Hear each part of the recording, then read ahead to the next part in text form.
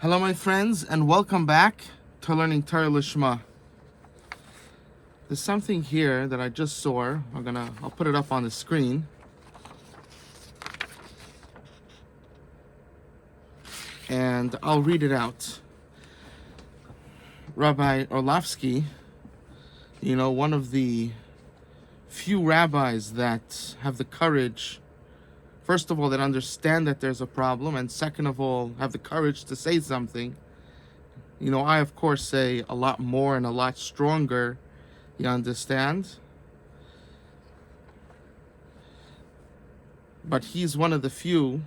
He could be like one of the only, you understand? There's like less than a handful, of true, Talmidei Chacham today that actually say the truth.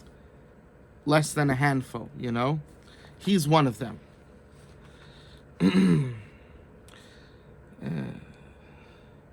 So he was talking about how today, if a person isn't learning full time, isn't going to learn full time, they're basically like thrown out of Judaism. They're basically like, people look at them as worthless human beings. They have nothing to contribute. That's how they look at them. So here I'm going to read one of the, you'll see here, this is a comment from one of the listeners. And for most people, this comment will completely blow them away. It would be so distraughtful. It would be so heartbreaking. To me, it is also very heartbreaking, but because I'm honest with myself, I understand that this is what's happening even before he said it. But let's read his words. So, this is his words. I left the frum world because I was miserable after ceasing to exist when I turned 25 as a single. Life has not been easy, but I knew there was no chance I would ever have a family if I had stayed frum. If given the chance, I simply wish I had left sooner than I did. So what he's saying is he left Judaism not because he wanted to leave. He wanted to be he wanted to be religious. He knew that it was the truth. But he saw that there was no chance for him to get married in the frum world. And therefore, he left. And this is what we are talking about. This is what one of the main focuses of our Jewish classes together. That people are very negative. They're like, that person went off the derech, he went off the derech, she went off the derech. And it's not the fact they really wanted to be on the derech. They really wanted to have a frum life, have frum kids. It's so beautiful. But the system is so messed up. We have extremely stupid adult men and women running the system that are extremely stupid. What does that mean? They know Shas Baal Peh. She knows Mesilas Yesharim Baal Peh. She knows Mishlei Baal Peh, Proverbs, right? Look how great she is. Smartness, wisdom is not, well, I should say das. Das, because they have wisdom, but they don't have das. Das is understanding how wisdom connects, how things actually work. How the wisdom connects to actual life. How things actually work and happen. How people actually think. How things actually work in this world. And to think of how things work in Gan Eden doesn't help. To think how things work in heaven is not helpful. because this is not heaven. This is an in-between place. It's not heaven, it's not hell, it's what you make of it. And it works differently. So you have to understand how this world works according to your time and where you are and who you're talking to.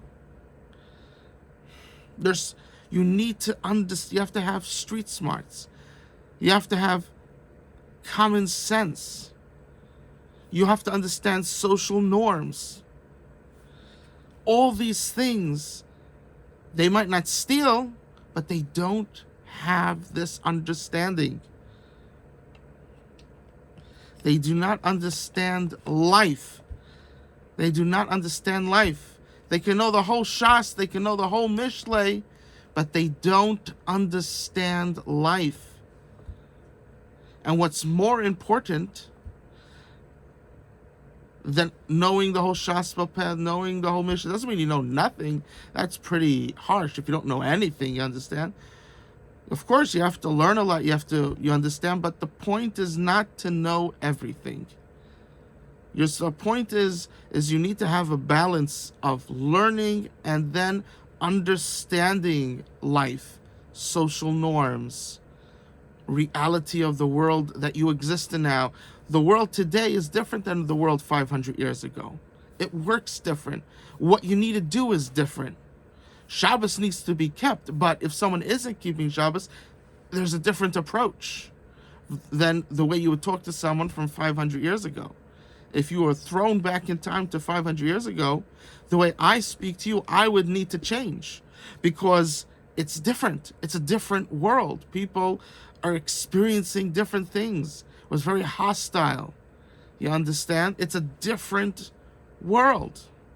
You know, if I was trying to do Kiruv, you understand, in some third world country, it would be different than when I'm doing it here. You have to understand where you are, and you have to, and there's a different approach.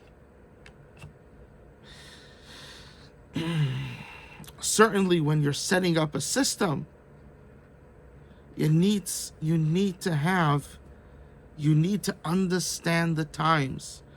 And this is what we're sorely missing. Not that we don't have people that understand the times. We do. But they're unfortunately not the ones in charge. Who are the ones in charge? The stupid people. People that don't understand life. They might know Shas. They might know Proverbs. You understand? But they don't understand life. Better to have someone that knows a third of Shas, that understands life, than have someone that knows the whole Shas and doesn't understand life.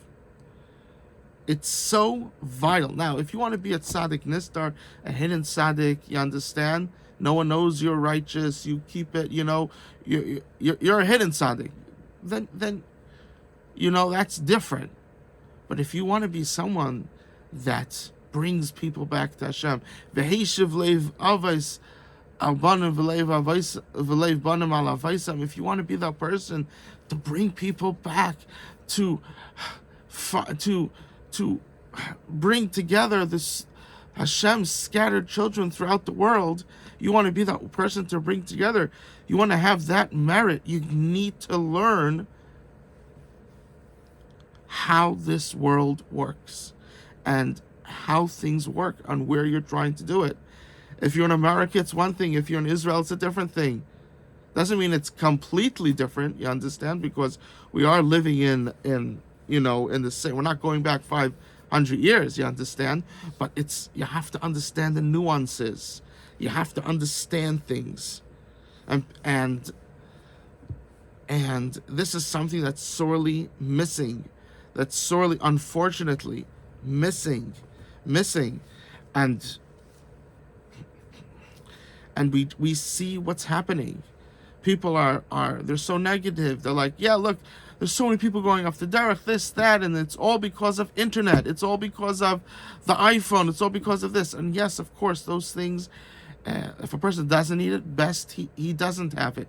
If a person does need it, of course, you need to do it with care, not just have it completely open. Even on a simple iPhone that you buy, there's a setting there. You could have it limited. There's unrestricted, limited, and then there's the next level, which is basically only what you allow. So just taking it from unrestricted to limited. You understand? That's a must. That person needs to do that when he's on YouTube, to put it on that limited mode, not to leave it open. There's crazy stuff on YouTube. I was surprised, I didn't even know that those things existed, but they do. Crazy stuff. People sleeping with dolls and stuff. Crazy stuff what's happening. This is what kids should see. This is what you as an adult should see. Things like this, it's horrible. You understand? So of course, but they sit and blame everything on the internet and on iPhones and v'chule ektek, and because they went to work, because they went to college. Of course, you have to be careful. Most of the colleges, there's no point. You understand? Especially the Harvard, Yale, all these things. It's ashkafically wrong to go to such a place. Meaning, Jewish ideology would say not to go to a place, to go there, because it's such tuma, such impurities happening there. Better to go to a college in your community, a regular college, and a simple one. Lots of them are even free, and you could get a good degree, and people like that better, because Harvard and Yale is always on the news of all these crazy things happening here. If you just come and say, I went to college, I learned what I needed to learn to become an accountant, to become a tax professional, to understand how to build a business, whatever it is that you learned there, you understand? Then people will respect that. They don't want radicals in their business. And even more so, you have God on your side. You have God on your side. Hashem is on your side, because you needed to learn something, but you put yourself in a safe environment, and God will take care of any issues. You understand? Hashem will take care of it. And just because you went through just because it might be a bit difficult, you have to realize it's difficult for everybody to get their first job. It's difficult for everybody, but you have a bonus on your side. You did not go to Harvard and Yale. The employers are not worried about you being some radical person. And even more importantly, you have Hashem. You have God on your side for you to succeed, because you cared enough about God more than you cared about the name of having Harvard on your resume, or Yale on your resume. You understand? You cared. You understand? So you don't have to worry. You will have more help than the other person. And even more so, the right person will, there's a lot of people that you could work for. Not everybody is good. A good person will realize, who will see it. A good person, a crazy radical who would want you to go to Harvard and Yale, because that's where all the crazy people go.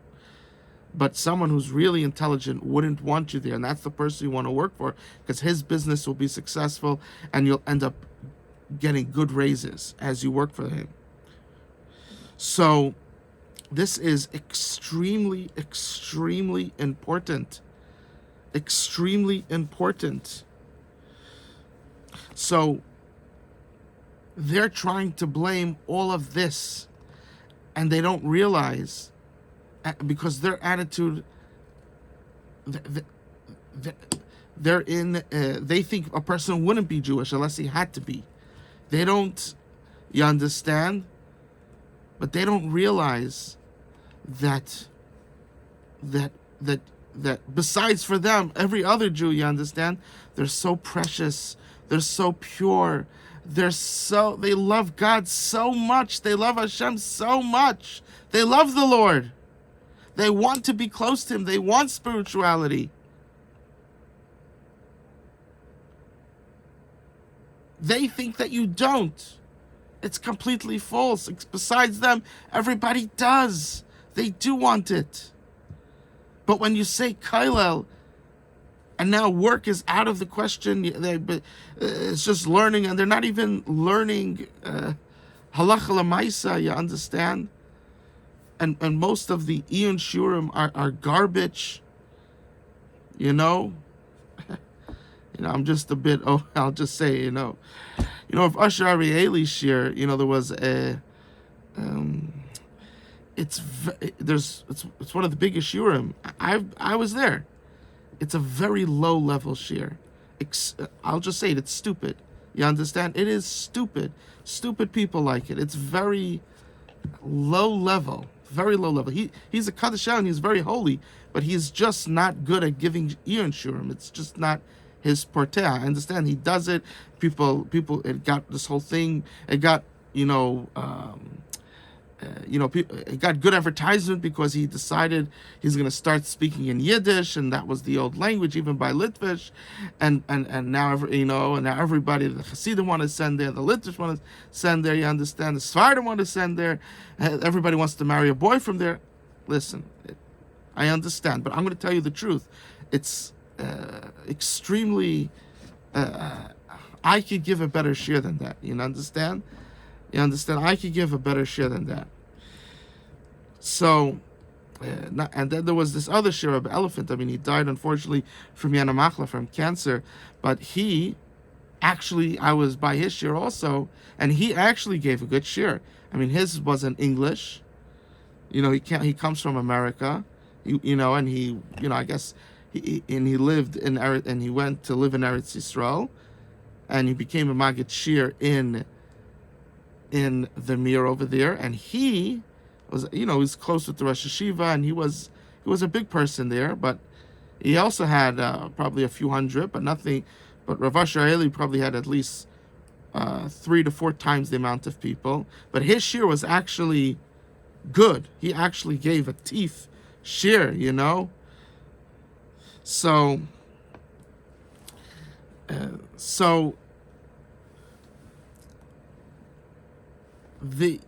it's so much of what people think is false, and unfortunately people just lie to themselves, or practically they don't even have the wisdom to understand. They're not smart enough to even see the difference. That's why you need smart people to point it out. You understand? So people could start, because if someone points out that in around 50 yards you will see this, then it's easier to find it, you understand, than if it wasn't pointed out. So a person can see for themselves.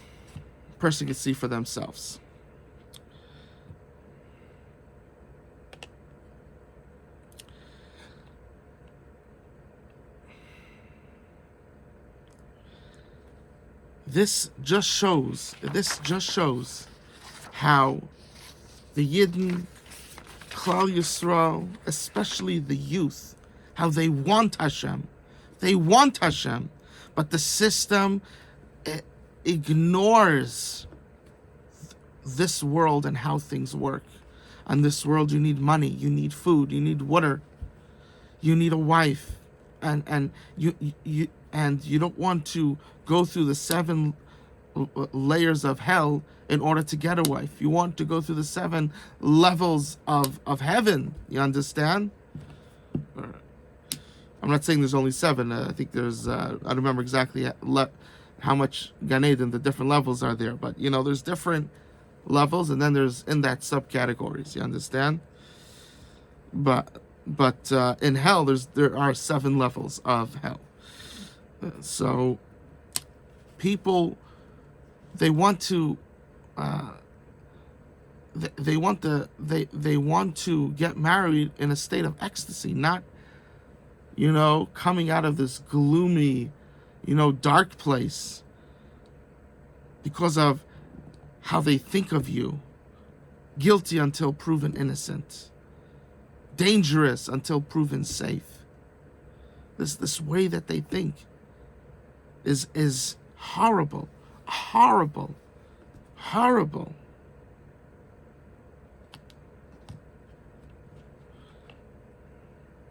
And this frum boy was a frum boy. Hopefully he came back, but this is a recent shir that Rabbi Orlovsky gave, and this is one of the notes there, that we had this frum boy that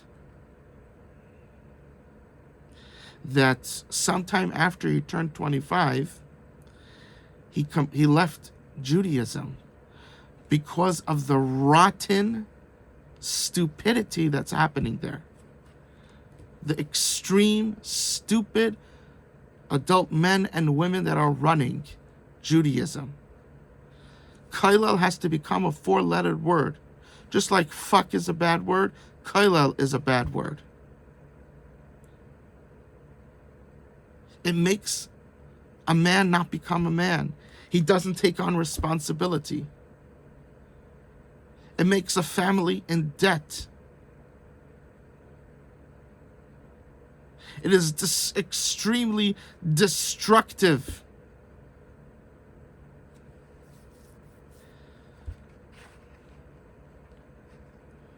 It makes a person who does work and wants to support his family looked at like an idiot and a moron and a bad person. Like he has no purpose in this world, in Judaism and in this world, if he's not learning full time.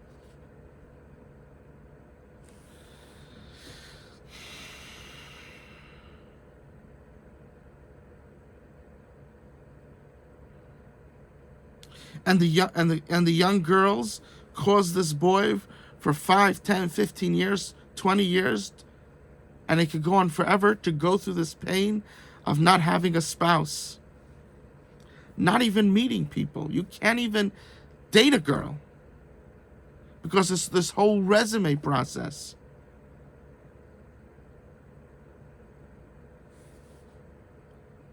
Because they're so scared of you being a bad person. While the Jewish boys are the prize of the world. They're so special. They're so pure. They're so innocent. They're so loyal. They're so good. But the girls are taught the opposite. They come out of girls' school. They come out of seminary thinking, I gotta find a good one. They're so sure that they're bad. And that makes the girls bad. This way of thinking makes the girls bad.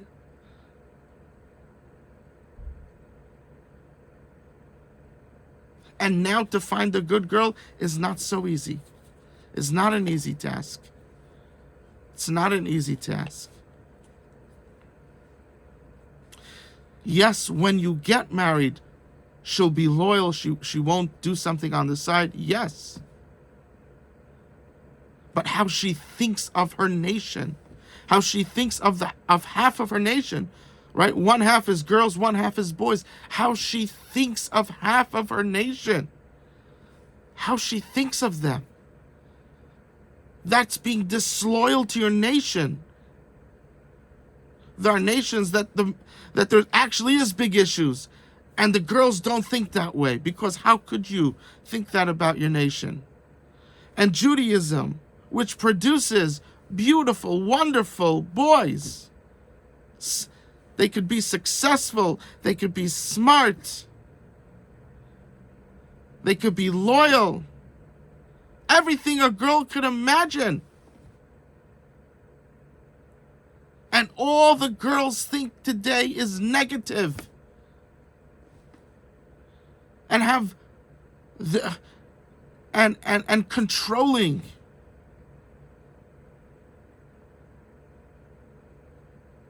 All the worst traits, that's what they have. They have one thing on their side. If they're married to you, they'll stay honest. They'll divorce you in order to get out of it, but while they're married to you, they won't be with someone else. True, and that's extremely important. But that is so little taking into a marriage, and it keeps getting worse. Women keep losing their femininity. Their love, their devotion, their trust in their man. It keeps going away, and because of that, divorces keep rising. Marriage, not just divorces, the marriage, people are not even getting married. Marriages aren't happening to begin with. Even further than that, you have a girl every 2 years, she goes out once every 2 years. This is insanity. People keep silent. If I was the gadol today, I would scream about it every single day. Every single day. I would ban all the schools that are doing this. I would put them in Chayrim and Nidui. Many places I would curse them.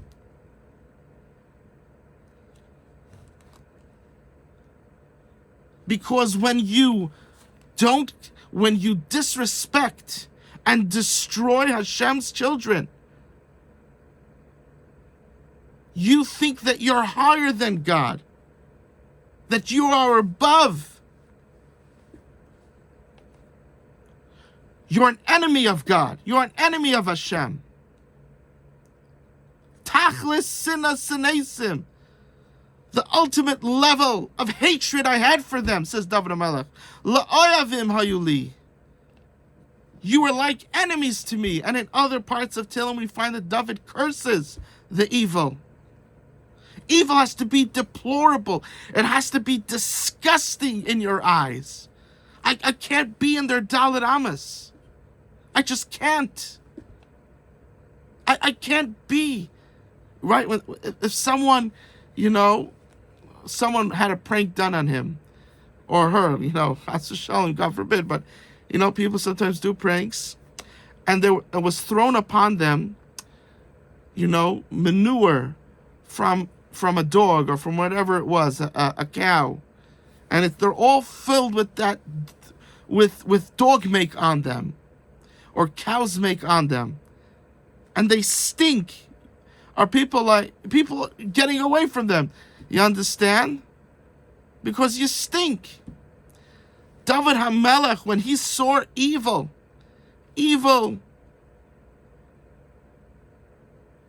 there's an evil that a person himself doesn't act the right way, and then there's another evil that you hurt other people, and you don't care. When you think it's okay, when you think it's not a big issue, when you refuse to see the issue.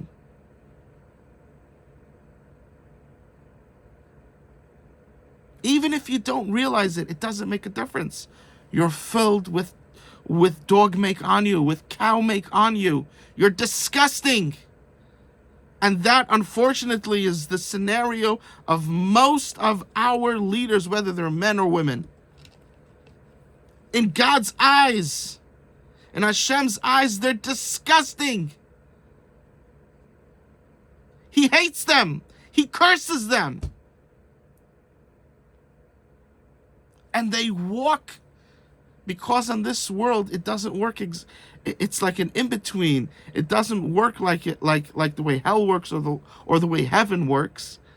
A person could be full of, God's wrath could be against him, but he could still walk outside with a smile, thinking that he's the most righteous person because he just memorized another daf, because he just memorized another perek in Mishlei. They could think that they're the most holiest person when they're causing such destruction. When you see our nation, from around 12 million Jews, I'm guessing it's more now, but around 12 million Jews, only 2 million have any connection to Hashem, to God. Doesn't that show not even half? What a failure. What a disgrace. But when I walk out in the street, I see from people, everything's fine.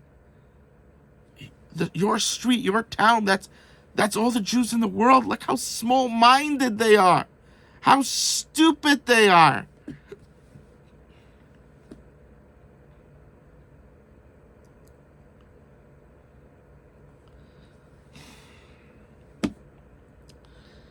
We have to throw away all these nerds. People that they're book smart, but they have no understanding of life. You could be a hidden tzaddik. You cannot be in charge of Klal Yisrael. You cannot have nerds being in charge of Klal Yisrael. It cannot be. We need to have highly intelligent people.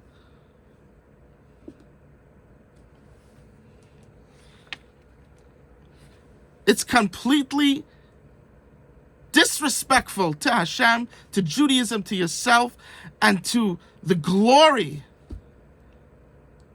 that should be coming out. The glory of Hashem that should be coming out.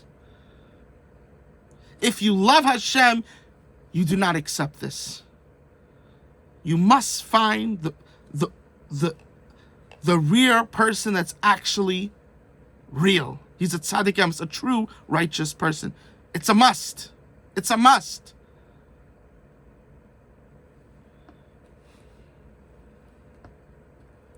I love you, and Hashem loves you more.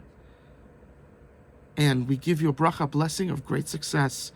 And don't forget what we said before, to do it there's a peaceful way of doing it. You understand? By not trying to change their community, but opening up your own. You understand? That's a peaceful way, because if they can't respect you, then that gives you a right to not allow them to have anything to do with you in a peaceful way. But if you try to change them, then that doesn't work. You need to create your own community. You understand? And of course, evil won't like that, but that is the evil. It's always that falsehood will fight against you, even though in that same scenario, they say, don't fight against me in that same scenario.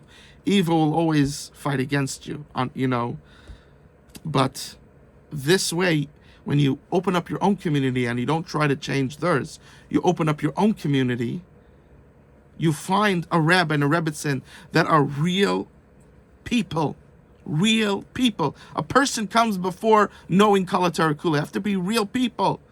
Right? A righteous person. And then on that they're also a Talmid Chacham. On that, that the Rebbetzin knows Mishlei. You understand? On that.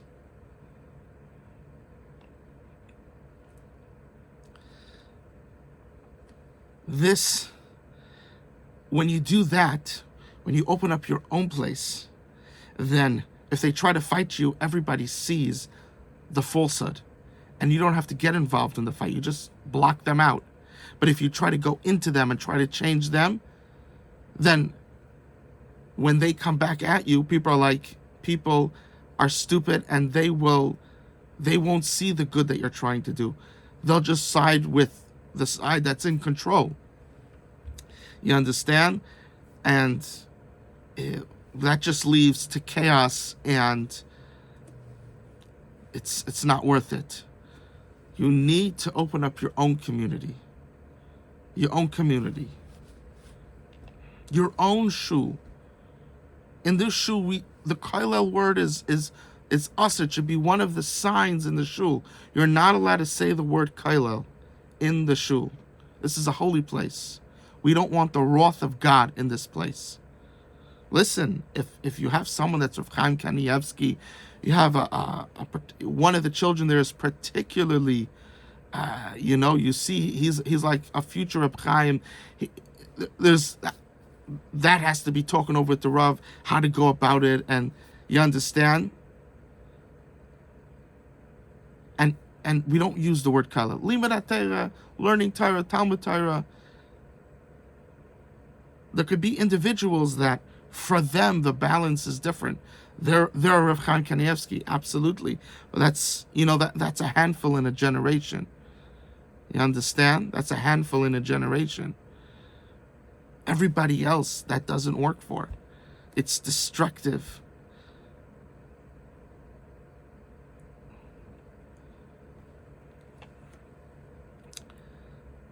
going in this way, understanding this truth, working it, listening to other shiurim that I gave, understand the truth, think about it, think of examples in your life, talk to people, try to get to understand what I'm talking about.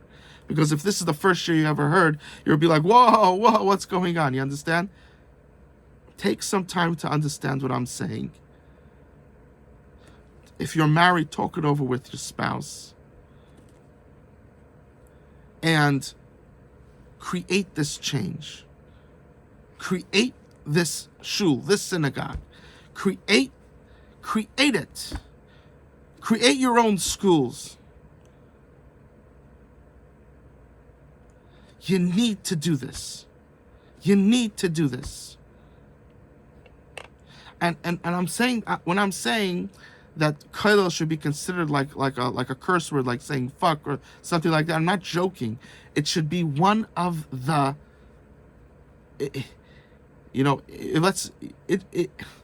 if you're able to, it should be one of the signs in the shul that kollel is like a curse word, because it destroys Judaism. It destroys the family nucleus. The Yetzer Hara is not able to get Jews to be to transgender and all those nonsense things. He's not able to. So he has to find a different method. What's that? Kollel. Seeps out all the money in Klal Yisrael, prevents all the money from coming.